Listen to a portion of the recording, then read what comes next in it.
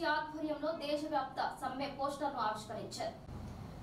రాజన్న సిరిసిల్ల జిల్లా రుద్రంగి మండల కేంద్రంలో ఏఐటీయూసీ జిల్లా ప్రధాన కార్యదర్శి కడారి రాముల ఆధ్వర్యంలో ఈ రోజు దేశవ్యాప్త కార్మికుల సమ్మె గ్రామీణ భారత్ బంద్ పోస్టర్ను స్థానిక కార్మికులతో కలిసి ఆవిష్కరించారు. అనంతరం కడారి రాములు మాట్లాడుతూ ఈ నెల 16వ తేదీన జరిగే దేశవ్యాప్త సమ్మె గ్రామీణ పట్టణ బంద్ కార్యక్రమాన్ని విజయవంతం చేయాలని పిలుపునిచ్చారు. అలాగే 44 కార్మిక చట్టాలను ఎత్తివేసి 4 కోట్లుగా విభజించి కార్మికుల పొట్టలు కొట్టే విధానాన్ని కేంద్ర బీజేపీ ప్రభుత్వం మానుకోవాలని అన్నారు. అలాగే రైతు నల్ల చట్టాలను వెంటనే రద్దు చేసి రైతుల పొట్టగొట్టే విధానం మానుకోవాలని కోరారు.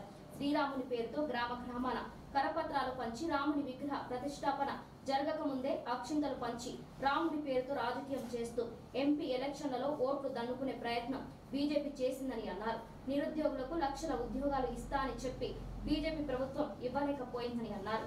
కార్మికుల పొట్టకొట్టే విధంగా ఉన్న జీవోలను రద్దు చేయాలని డిమాండ్ చేశారు. ఈ కార్యక్రమంలో గణేష్, గంగాధర్, రమేష్, భూమయ్య, గంగారాం, సీను కార్మిక సంఘం నాయకులు పాల్గొన్నారు.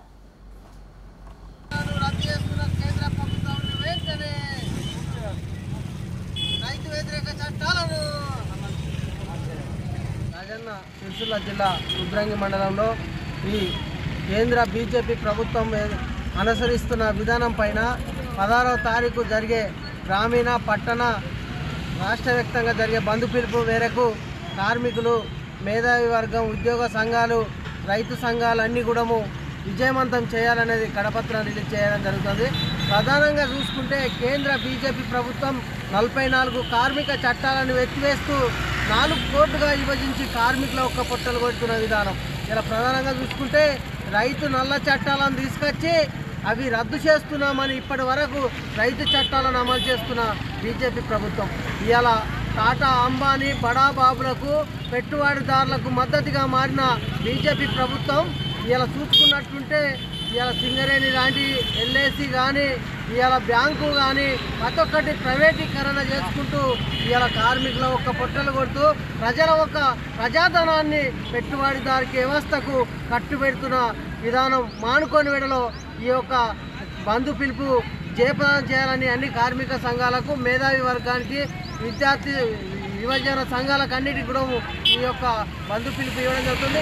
ప్రధానంగా చూస్తే ఈ దేశంలో శ్రీరాముని పేరుతో ఇవాళ అయోధ్యలో రాముల వారి పేరుతో ఇవాళ తాల్వాల మీద ఊరేగింపు పేరుతో ఊరూరు తాల్వాలు వంచడం జరిగింది. ప్రధానంగా చూస్తే అయోధ్యలో పెట్టింది రాముని ఒక్కనే, సీతమ్మ వారిని కూడా పెట్టలే. కానీ కళ్యాణం జరగక ముందుకు తాల్వాల పేరుతో ఊరూరు ఎంపీ ఎలక్షన్ల కోసం ఓట్లు దండుకుంటానికి ఇలా బీజేపీ ప్రభుత్వం ప్రచారం చేస్తూ ఉంది. ప్రధానంగా మేము ఒకటే అడుగుతా ఉన్నాం, ఇలా వేలాది నౌకర్లు, 1,00,000 నౌకర్లు ఇస్తామన్న బీజేపీ ప్రభుత్వం ఇలా ఏ ఒక్కటి కూడా పర్మనెంట్ చేయకుండా, ఉద్యోగాలు ఇవ్వకుండా ఇలా రైతు నల్ల చట్టాలను తీసుకొచ్చి రైతుల పొట్టలు కొడుతూ ఇలా ప్రైవేటీకరణ చేసి పెట్టుబడిదారి వ్యవస్థకు మద్దతుగా మారి ఇలా ఎలాంటి ప్రచారం చేస్తున్నారని చెప్పేసి మేము బీజేపీని అడుగుతూ ఉన్నాం.